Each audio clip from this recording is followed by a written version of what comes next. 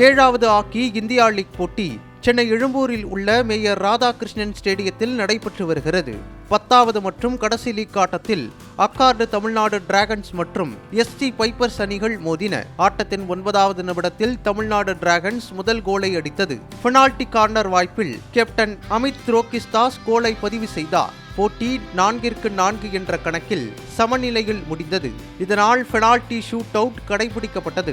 இதில் தமிழ்நாடு டிராகன்ஸ் 5-4 என்ற கோல் கணக்கில் வெற்றி பெற்றது.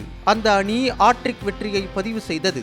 முதல் ஆட்டத்தில் ஐதராபாத்தையும், இரண்டாவது போட்டியில் சூர்யா ஹாக்கி கிளப்பையும் வென்று இருந்தது. அக்கார்டு தமிழ்நாடு டிராகன்ஸ் 4வது போட்டியில் SIL GCயை 12ஆம் தேதியில் ராஞ்சியில் சந்திக்கிறது. முன்னதாக ஐதராபாத் டுபான்ஸ் சூர்மா ஹாக்கி கிளப் அணிகள் மோதிய ஆட்டம் 1-1 என்ற கணக்கில் சமநிலையில் முடிந்தது.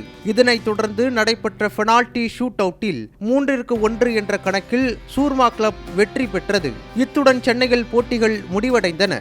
இரண்டாவது கட்ட ஆட்டங்கள் ஜார்க்கண்ட் மாநிலம் ராஞ்சியில் 11ஆம் தேதி முதல் 16ஆம் தேதி வரையிலும், 3வது மற்றும் கடைசி ஆட்ட லீக் போட்டிகள் பிளேஹப் இறுதியாட்டம் ஒடிசா மாநிலம் புவனேஸ்வரில் 17ஆம் தேதி முதல் 26ஆம் தேதி வரையிலும் நடைபெறுகிறது.